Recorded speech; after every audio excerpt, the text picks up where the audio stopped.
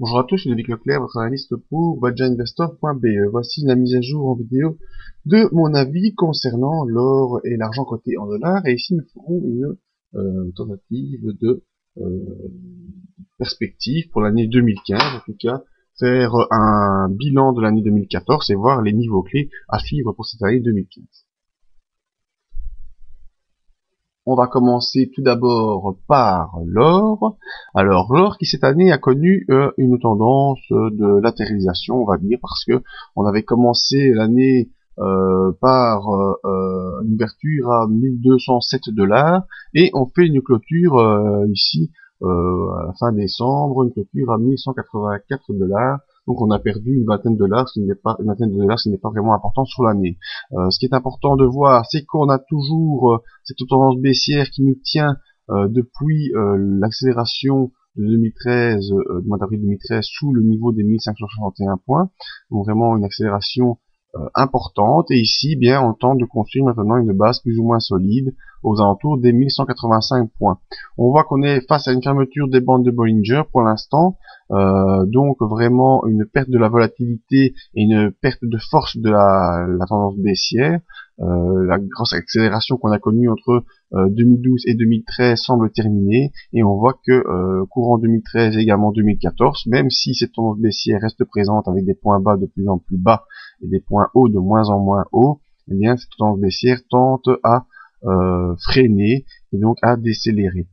Fin d'année pour l'or plutôt haussière. Pourquoi? Parce qu'on a connu un ralentissement sur les indices, en tout cas au niveau européen et légèrement sur le niveau américain. Eh bien l'or repart un petit peu à la hausse suite au contact du bas de sa bande de Bollinger inférieure qui était en train de se refermer. On reste cependant sous la M20 et avec une M50 qui se retourne également à la baisse, bande de Bollinger supérieure baissière, donc on est toujours bel et bien dans une tendance baissière, faut pas se méprendre. Malgré tout, la zone des 1185 est à surveiller en clôture mensuelle. Vous voyez que la plus basse clôture qu'on a fait c'est au mois de novembre à une clôture à 1166, et bien si on enfonce cette zone, on va potentiellement rejoindre la zone des 1055, ensuite 975. L'objectif technique de ce passage se trouve, lui, vers les 944 dollars.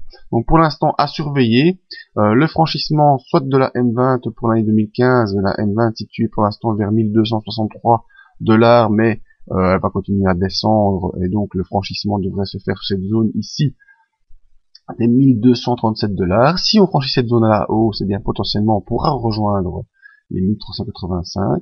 Et si malheureusement on ne parvient pas à franchir cette M20 et qu'au contraire elle ne repousse vers le bas, eh bien le passage sous les 1166 dollars nous donnera une accélération baissière en direction des 1055.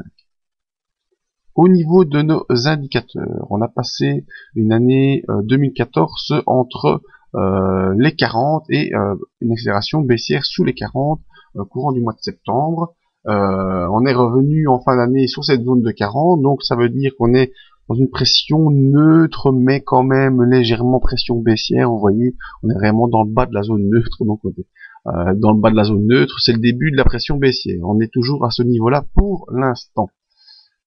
Au niveau du MACD, ce qui est toujours intéressant pour voir les tendances de fond, le MACD est bel et bien sous les zéros, donc une pression baissière très importante. On voit qu'on a même eu droit à un non-croisement MACD courant du mois d'août, fin août, ce qui nous a donné une accélération baissière importante septembre-octobre. Et ici, on referme un petit peu le MACD, mais on est toujours dans un MACD baissier, sous le signal, donc toujours en pression baissière pour le MACD. Même si vous le voyez également, l'année 2014 a plutôt été une année de latéralisation avec des points hauts et des points bas pour le MACD, mais l'ouverture du MACD qui était vers moins 74 et la clôture se fait ici vers moins 73, donc vraiment l'année 2014 qui n'a quasiment servi à rien, si ce n'est à prolonger un peu la tendance de fond qui elle est bel et bien baissière, mais c'est pas une accélération en 2014, c'est plutôt la formation d'un point bas, d'un plancher, en tout cas sur cette fin d'année, et il faudra vraiment surveiller si on n'aura pas une accélération, qu'elle soit haussière ou baissière.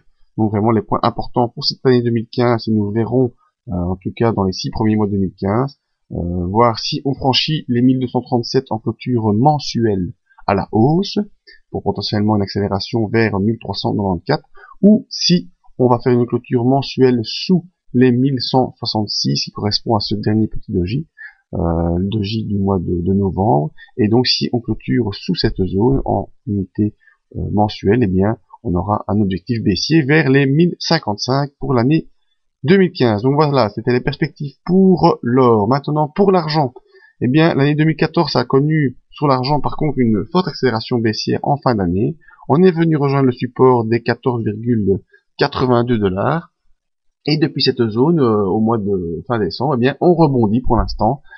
Également, tout comme l'or, on fait un petit rebond qui pourrait peut-être se poursuivre jusqu'aux 19 $ et un contact avec la M20 dans le début de l'année. Les indicateurs étant également orientés comme sur l'or, c'est-à-dire qu'on a fait pour l'argent un RSI qui s'est promené entre au-dessus de 40 et en dessous de 40. Pour l'instant, on est toujours en dessous de 40, donc plutôt dans une pression baissière, même si on a un redressement dans ce début d'année.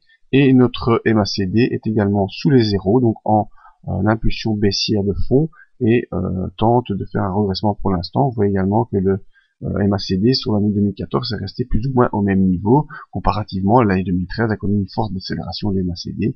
Vous voyez qu'ici, en 2014, ça n'a pas été le cas. On essaie de former un plancher bas sur les cours pour l'instant, et sur le MACD, c'est plus marquant. Donc attention au potentiel rebond ici vers la M20. Si on arrive à franchir la zone et cette zone ici de 19 $ et qu'on arrive à franchir la M20, eh bien on ira rapidement toucher les 21,92 et là vous savez, si ça se poursuit, eh bien peut-être on ira faire une inversion de la tendance de fond, mais on n'est pas encore là. Et je vous inviterai donc à venir nous voir toutes les semaines pour voir l'évolution de cet actif, que ce soit l'or ou l'argent, en unité hebdomadaire. Et n'oubliez pas la reprise de nos webinaires avec Admiral Market à partir de jeudi. Merci à tous et une très bonne année 2015.